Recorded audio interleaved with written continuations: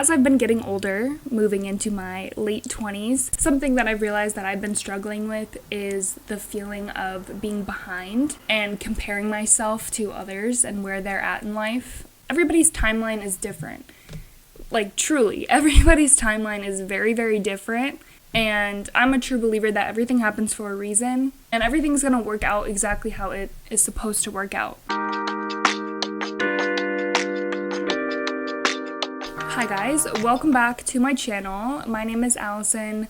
I'm 28 years old and I post a lot of videos actually about personal finance, but I also recently been moving into, I guess, sort of like the personal help space by doing sort of like some of these talks like this.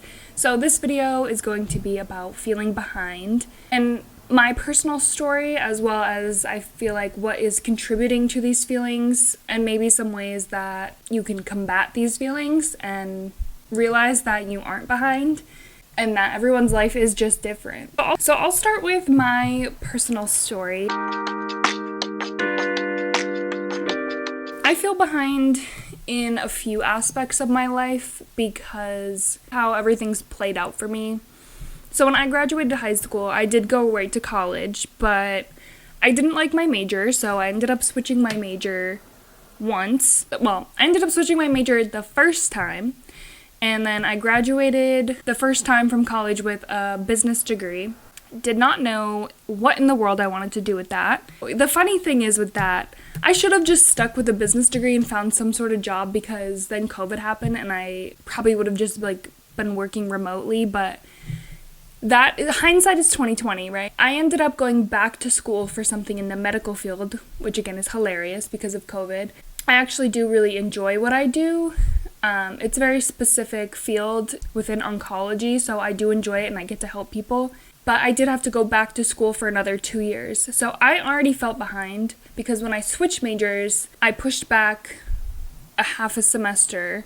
And then when I started school again, it was like technically the next school year. So it had been like 5 years since I graduated high school when I finally graduated with a degree and got a real like big girl job. So I felt very behind because a lot of my other friends had either graduated like within 4 years or some even faster than 4 years and had started working, making a real income almost 3 years before I did, while I was still working part-time jobs. I was working at like Target, I was working at TJ Maxx, I was moving all over the place. Like I felt a little lost in myself anyway. And then seeing all these other people having all this like career growth already, like I think my best friend had already gotten like a promotion in her job, and she's like, I'm making so much money, I've paid off all my student loans, like all this stuff, and I was just like,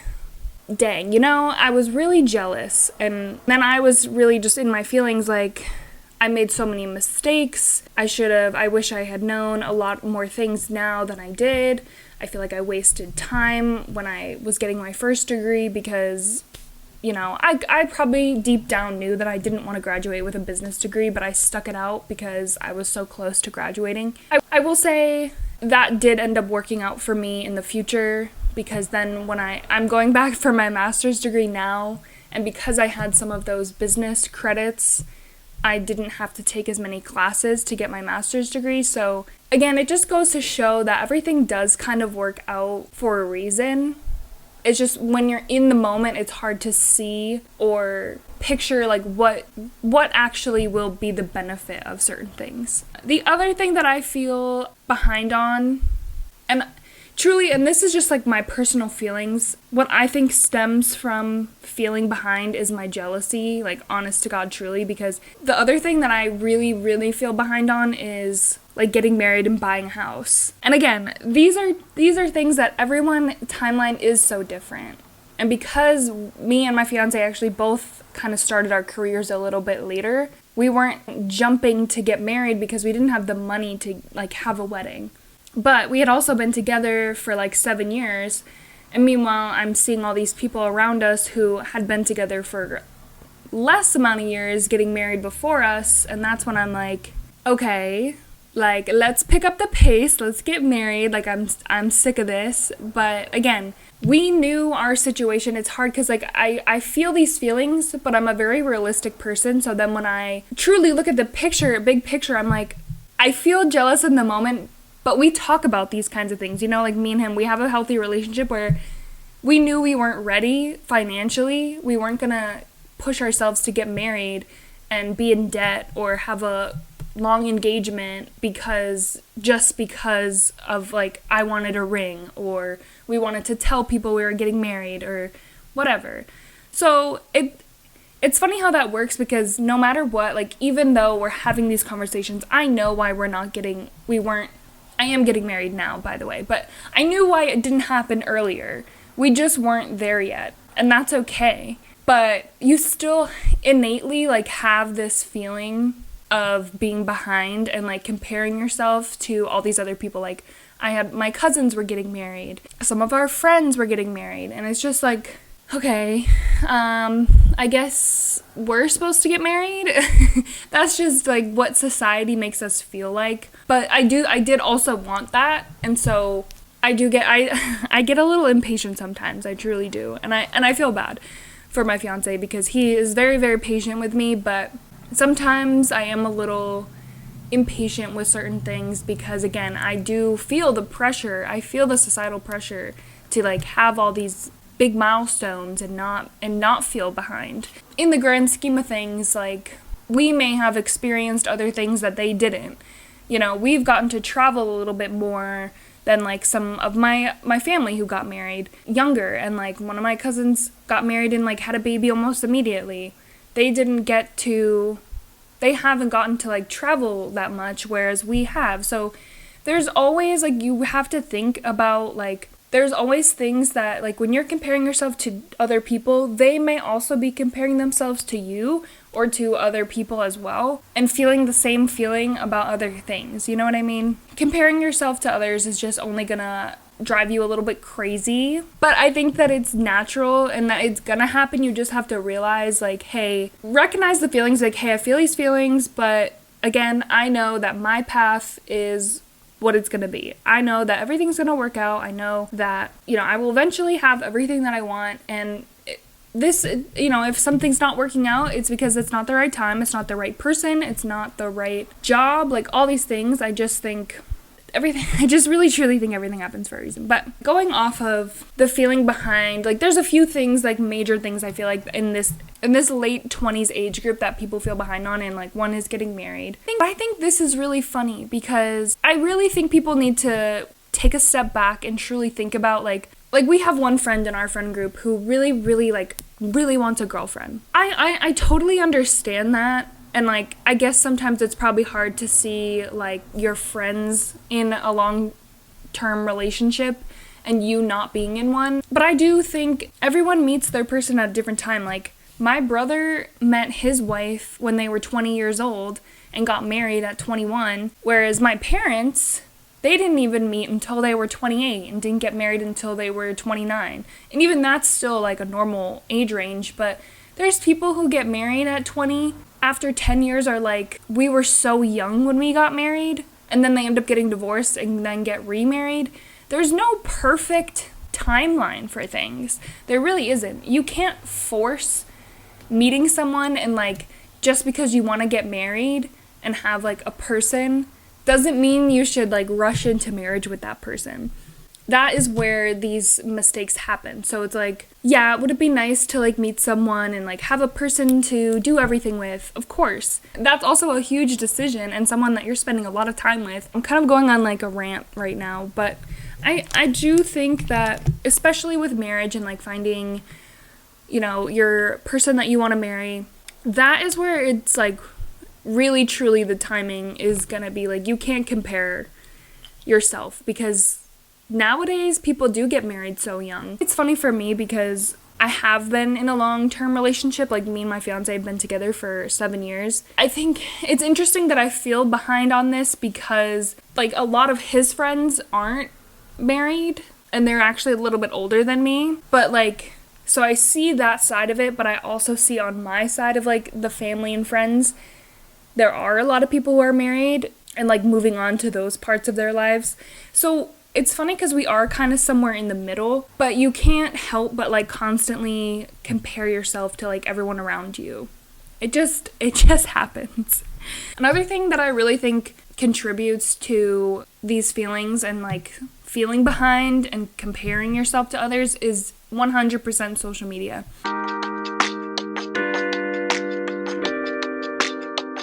Social media has changed, the world basically. Even like, especially I would think in the recent years with TikTok, because all of these influencers and stuff, like they live this extravagant life and you're only seeing, what they post, but it comes off as they have all these nice things, they have a nice car, they have a house, they're able to purchase like all these crazy things just because they're on social media posting their lives and they happen to be a famous influencer. So you're seeing all these people who have it all, and some of them, like I follow these 2 mom influencers, and you probably would maybe know who I'm talking about. They're very famous.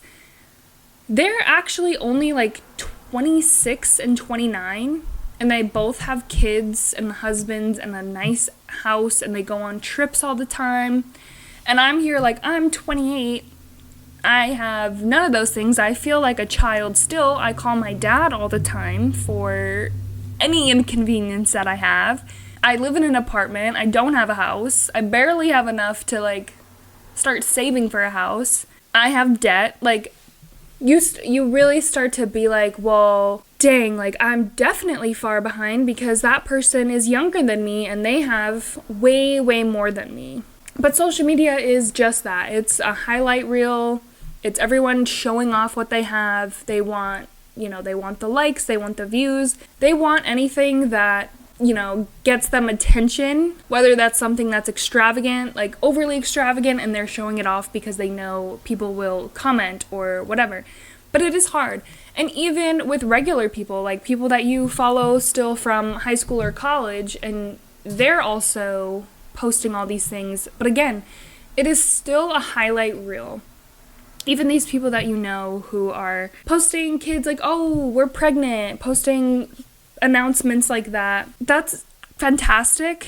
But again, you have no idea what truly is going on in their lives and where they really are at. Were they planning on this? Like, were they not? But I do think social media plays a huge role in us feeling behind because we're just constantly shown all these things to compare ourselves to, and just the societal norms of, oh, like you're in your 30s and you're not married yet. Like there's just all this pressure from society, social media, our parents, like other generations, like all these things are pressures that are put on us to be making these huge decisions and huge moves within our lives. But I truly think if you're not ready to make these big decisions, then like it's okay. And I just think that it's okay to not know or not be where you thought you would be at 28 years old. I guess the next topic that I want to talk about within this realm of feeling behind is careers. Me personally, I started working a little bit later in life, like my real first full-time job. It wasn't until I was like 25, and I felt very behind. I felt so behind because at that point I did have credit card debt because I'd been living on my own, working like part-time jobs while trying to go back to school. It was a mess. And then I don't love my job. I enjoy what I do, but I don't love my job. I feel like what I've realized, unfortunately, is that I don't aspire to be like a career-driven person. But at the same time, I feel like we were taught, like my generation was taught, especially girls, like to go get a job, like to be able to support yourself, work your way up the ladder, climb your way up the corporate ladder, make as much money as possible and all this stuff. And like, that's how you're going to be successful. And that's how you're going to have all these nice things. So for a while, I did think that that's what I wanted to do. I thought I want to make a lot of money because, my parents were able to afford a nice life for us because my dad makes a good amount of money. So I want to do that, and I want to be able to provide a life for my future kids that, they'll be appreciative of and be able to take them on vacations when I want. Not like I wanted not that I wanted to be making like a ton of money. I just wanted to make enough to feel comfortable, but I didn't know what that meant at the time. Economy has changed so much recently that like I didn't really know what that meant. But at this point, I feel like people my age realize that it's unrealistic, honestly, to have all of that because the cost of living has just gotten so insane. What I'm trying to say is, like, I truly started to realize that life is more than working in your career. I felt like, again, I compared myself to one of my good friends because she had started working a little bit younger than I, and I think at this point she's gotten a few promotions now, and she wants to be, like, a career woman, which I respect, I really do, but you have to realize, like, if that's what you want, that's awesome. But you shouldn't want those things just because other people have them or because other people told you that's what you should want. What I've realized as I get closer to being in an age where I'm probably going to have a child soon is I don't want to be working all the time. I want to be able to be home with my children and spend time with them and not have to work my life away to be able to basically just afford for them to go to daycare and then come home, put them to sleep, wake up, go to work again, like do the whole runaround every day. Like I'm spending more time at work than like with time with my children.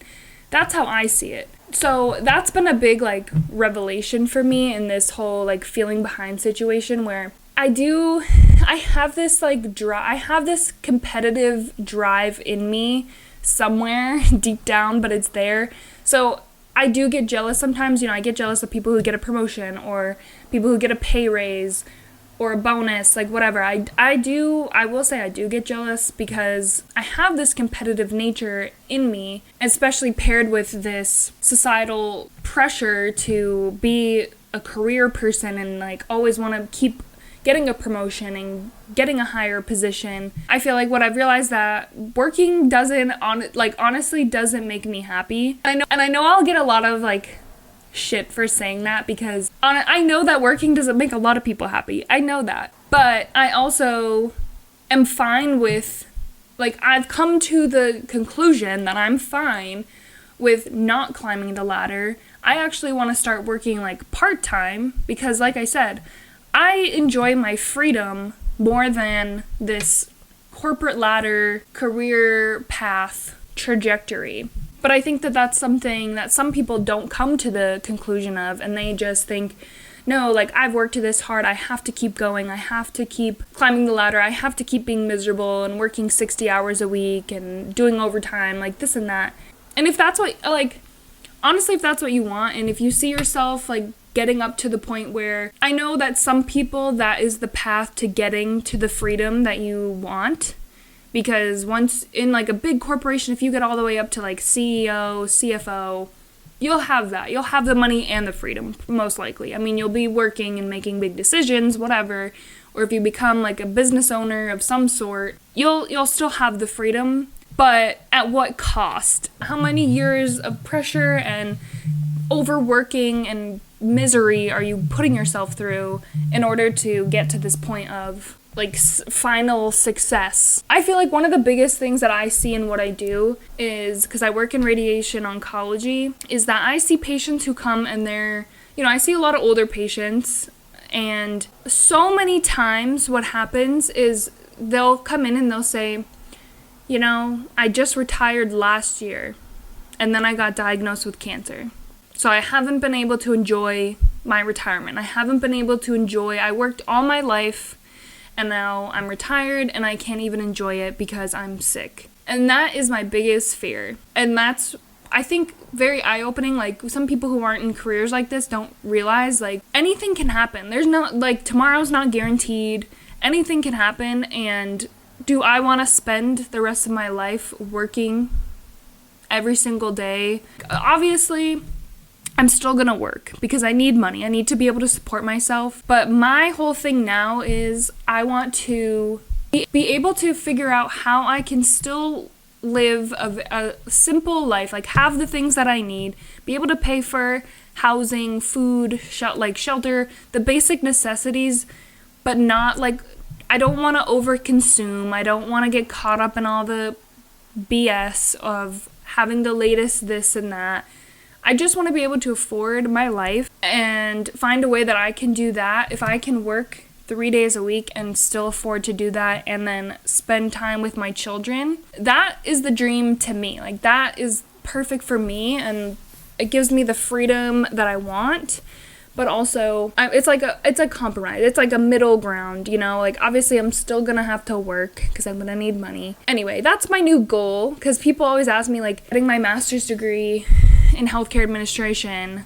So when I say that to people, they assume that I want to, you know, become a manager, become the boss, or at least get some sort of promotion. And I don't know if that's true. Potentially at some point it was, but I don't think that that's really true anymore. I only decided to go back for my master's because it was such a good opportunity. The school that I went to before, if you graduate with like a certain degree, you can go back to school for half off to get your master's. And then I also get a little bit of tuition reimbursement from the hospital. So all in all, I was gonna like make out with getting my master's degree in 2 years for like $18,000, which I was like, honestly, that's not a bad idea. And then at least I'll have that, you know, on my resume, and I can get a different job if I want to. I really don't want more responsibility. Like, I don't want more responsibility. I want more freedom. And that's what I've realized. I feel very strongly about that, about the career situation, because and even though I say this out loud, it's like I still do feel sometimes, like, you know, when someone says something about their job, like I am more jealous of them. Again, it's probably because I'm still in the situation right now where I am working 5 days a week so that I can pay off all of my debts and stuff, so that I can eventually, like, I'm trying to set myself up so that I can go part-time next year and set myself up in a situation where I don't have any like debts. I'm not gonna lie, I am currently in a miserable situation. All that to say, I think that everybody's career path also is gonna, like, everyone's life looks different, but everyone's career path looks different. I know people who completely changed their whole career in their 40s. I've seen it. In my job, that happens a lot. There are a lot of people who go back to school for what I do in their 40s. And I've seen people who've had like 3 careers, 4, like, you never know what's gonna happen. I probably won't be doing this for my whole life, what I'm doing now. I don't know, I just think that's the other part of it, is like, I used to be such a planner. Like, I wanted to plan out my entire life. I wanted to have every single thing planned out, and I've realized that that's just not possible. So I think that's the part that's scary. It's the control part, that like you don't have any control over what's gonna happen. You can control how happy you are and the situations that you're in, and how you look at the situations that you're in, and how you feel about the situation that you're in. Even if you're feeling behind, just really try to be grateful for what you do have and where you're at, because again, you have no control over what's gonna happen in the future. You can't predict what's gonna happen in the future.